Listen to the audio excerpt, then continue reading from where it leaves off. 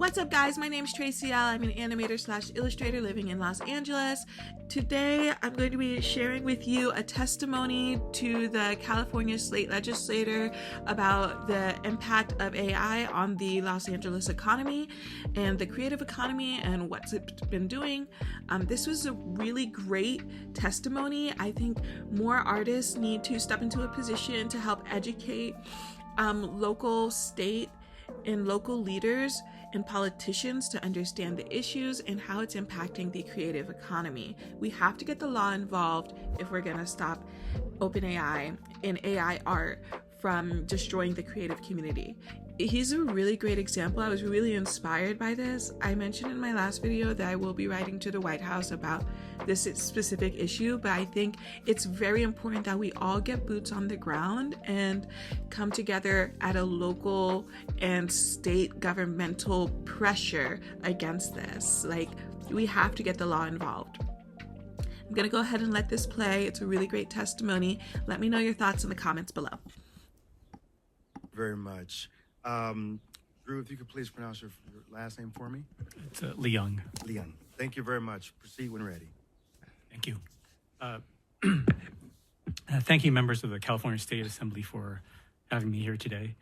My name is Andrew Drew Leung, and I'm a concept designer for the last 15 years, who started in the industry over 25 years ago in visual effects and animation. I'm one of the many craftspeople and working artists in the entertainment industry that has helped drive a significant portion of the economy in California. Some of the films I've worked on more recently include Black Panther Wakanda Forever, Lord of the Rings, Rings of Power, La La Land, The Lion King, The Jungle Book, and Mulan. I want to make abundantly clear, though, that while I am not representing IATSE Local 800 Art Directors Guild today, I am a proud rank-and-file union member of the Guild. I'm absolutely grateful for the long career I've had, and I absolutely love my job, as it has allowed me to have a modest home and raise my family and 2 beautiful children.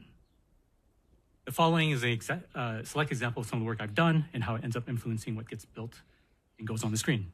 As you can see on the slide right here is some of my early concept work I have done for the first film, Black Panther. A lot of this is I'm using all sorts of stuff from painting to animation to get this done. My very background allows me to do this. The next slide, if you go next, will show you what it actually looks like on the final. So this is what actually ended up in the film. This is the first sequence from the movie Black Panther. You did that? You did that? Yes, I did. Oh, bro, I'm sorry. Great job. Thank you. Thank you very much. So you get an idea, you can see how, just from my work, how it actually influences the rest of the film. You don't have to follow it exactly, but it gives the production a good idea of how what gets made. A lot of what I do, most of it can end up on the cutting room floor, but a lot of it makes it through, and you can see how it connects. Go ahead and go to the next slide. I also was brought back for the following film, for Wakanda Forever. I designed a lot of Shuri's lab, etc. And this is where we're going into her actual lab. Apologize, the video is playing a little bit slow.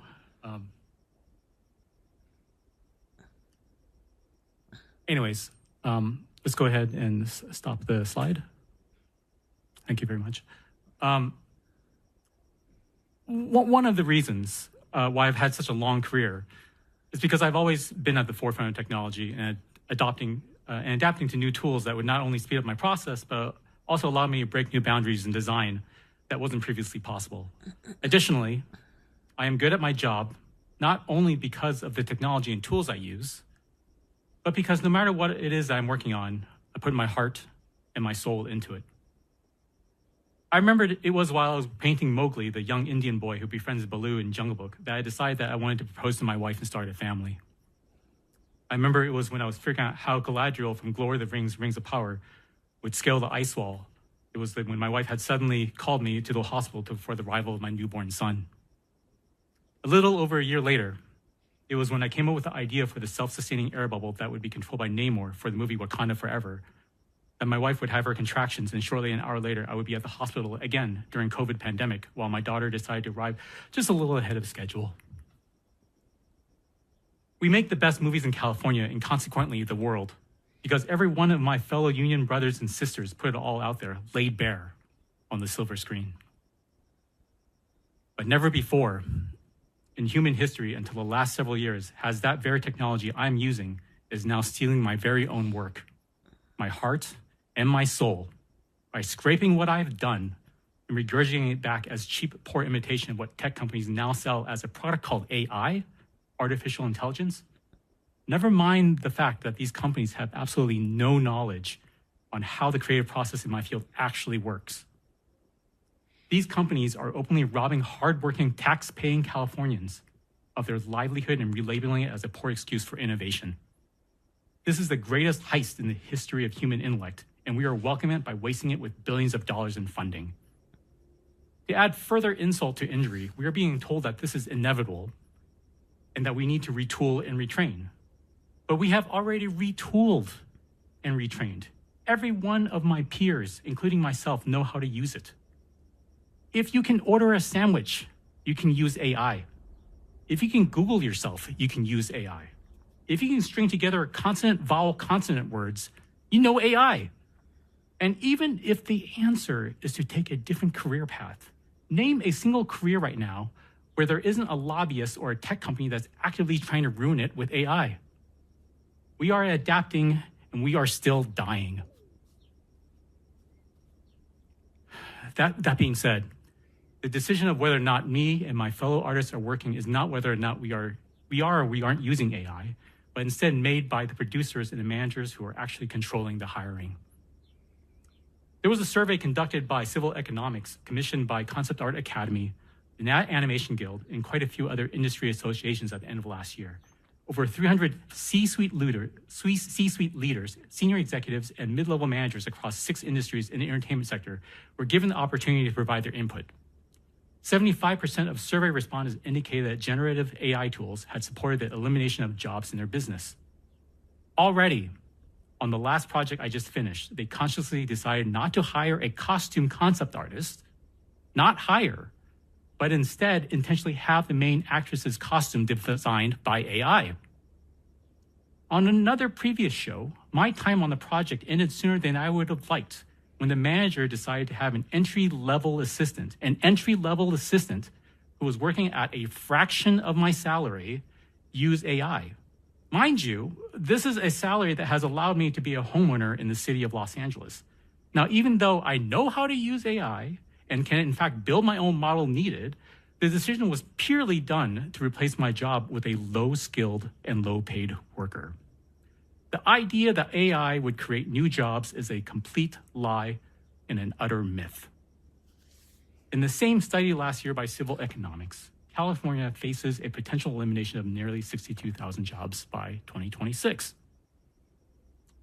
Unfortunately, we don't need projections when we have actual facts. Recently, as reported by my union, Local 800 Art Directors Guild union alone, they are facing a 75% job loss this year of their approximate 3,000 members. Never mind the actual strikes have been over for 6 months. It's so bad they have actually canceled their highly sought-after apprenticeship program this year that would help them create the next generation of film craftspeople, citing, and I'm paraphrasing here, that they can no longer in good conscience provide a training for a job that may cease to exist. And that is only because those people are lucky enough to be in a union that keeps track of its employment numbers. There are many more untold Californians who are not as lucky, who are facing even worse job prospects.